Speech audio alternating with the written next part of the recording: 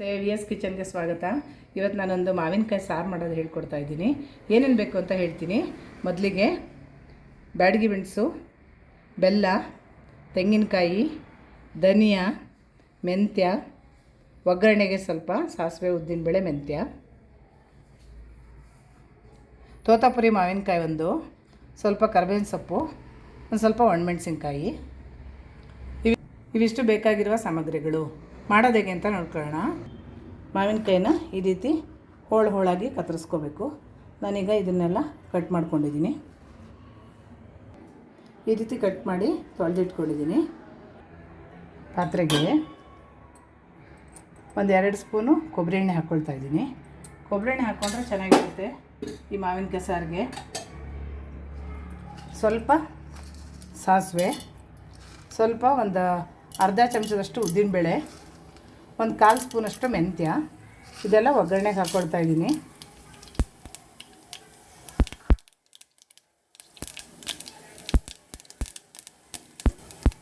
ಒಂದು 2ರಿಂದ 3 ಒಣಮೆಣಸಿನ್ಕಾಯಿ, ನಾನಿಲ್ಲಿ ಗುಂಟೂರು ಮೆಣಸಿನ್ಕಾಯಿ ಹಾಕಿದ್ದೀನಿ, ಮುರಿದು ಹಾಕ್ಕೋಬೇಕು.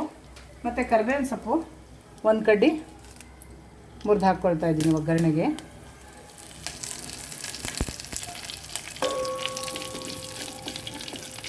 ಹೀಗಿದು ಒಗ್ಗರಣೆ ಹಾಕ್ಕೊಂಡಿದ್ದೀನಿ. ಇದಕ್ಕೆ ಈಗ ಕಟ್ ಮಾಡಿರೋ ಮಾವಿನಕಾಯಿ ಹಾಕ್ಕೊಳ್ತಾ ಇದ್ದೀನಿ.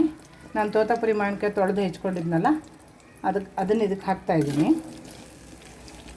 ಒಗ್ಗರಣೆಗೆ.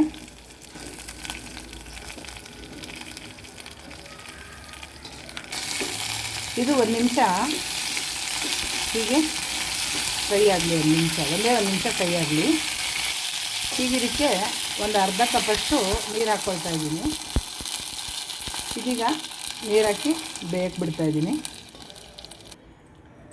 ಈಗ 1 ಚಮಚ ಎಣ್ಣೆ ಹಾಕ್ಕೊಳ್ತಾ ಇದ್ದೀನಿ ಮಸಾಲೆ ಹುರಿಯೋಕ್ಕೆ. ಒಣಮೆಣಸಿನ್ಕಾಯಿನ ಬ್ಯಾಡಗಿಕಾಯಿ ಒಂದು 7ರಿಂದ 8 ತೊಗೊಂಡಿದ್ದೀನಿ. ಇದನ್ನು ಒಂದು ಸ್ವಲ್ಪ ಹುರ್ಕೋಬೇಕು. ಈಗ ಮೆಣಸಿನ್ಕಾಯಿ ಇದು ಹುರಿದಾಗಿದೆ, ಇದನ್ನು ತಗೊಳ್ತೀನಿ ಎಲ್ಲ. ಈಗ 1 ಸ್ಪೂನಷ್ಟು ಧನಿಯಾ ಹಾಕ್ಕೊಳ್ತಾ ಇದ್ದೀನಿ. 1 ಸ್ಪೂನ್ ಸಾಕು, ಜಾಸ್ತಿ ಬೇಡ. ಒಂದು 1/4 ಸ್ಪೂನ್ ಮೆಂತ್ಯ ಹಾಕ್ಕೋಬೇಕು ಹುರಿಯೋಕ್ಕೆ. ಈಗ ಧನಿಯಾ ಕೆಂಪಾಗಿದೆ ಮತ್ತು ಮೆಂತ್ಯ 1/4 ಸ್ಪೂನ್ ಹಾಕಿದ್ನಲ್ಲ, ಇದು ಹುರಿದಾಗಿದೆ. ಇದನ್ನೆಲ್ಲ ತಗೊಳ್ತಾ ಇದ್ದೀನಿ.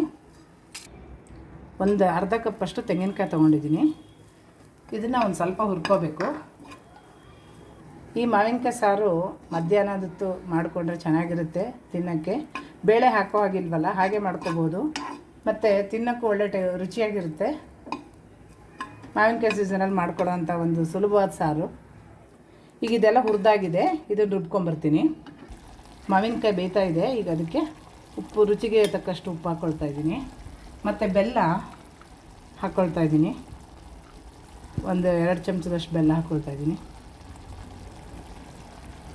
ಬೇಯುವಾಗಲೇ ಹಾಕಬೇಕು ಬೆಲ್ಲ. ಈಗ ಮತ್ತೆ ಸ್ವಲ್ಪ ಕುದಿಯೋಕ್ಕೆ ಬಿಟ್ಟಿದ್ದೀನಿ. ಸ್ವಲ್ಪ ನೀರು ಹಾಕಿ ರುಬ್ಕೊಳ್ತಾ ಇದ್ದೀನಿ. ಈಗ ಮಾವಿನಕಾಯಿ ಬೆಂದಿದೆ. ಈ ಮಸಾಲೆ ರುಬ್ಬಿರೋದು ಹಾಕ್ಕೊಳ್ತಾ ಇದ್ದೀನಿ. ತುಂಬ ನೈಸಾಗಿ ರುಬ್ಬಾರ್ದು, ತರಿಯಾಗಿ ರುಬ್ಬಿದ್ದೀನಿ ಮೀಡಿಯಮ್ಮಾಗಿ. ಈಗ ಇದನ್ನು ಹಾಕ್ಕೊಳ್ತಾ ಇದ್ದೀನಿ. ಈಗ ರುಚಿಯಾದ ಮಾವಿನಕಾಯಿ ಸಾರು ರೆಡಿಯಾಗಿದೆ. ಈ ವಿಡಿಯೋ ಇಷ್ಟ ಆದರೆ ಲೈಕ್, ಶೇರ್, ಸಬ್ಸ್ಕ್ರೈಬ್ ಮಾಡ್ಕೊಳ್ಳಿ. ಮನೇಲಿ ಟ್ರೈ ಮಾಡಿ ಹೇಗಾಗಿದೆ ಅಂತ ಕಮೆಂಟ್ಸ್ ಮೂಲಕ ತಿಳಿಸಿ. Thank you.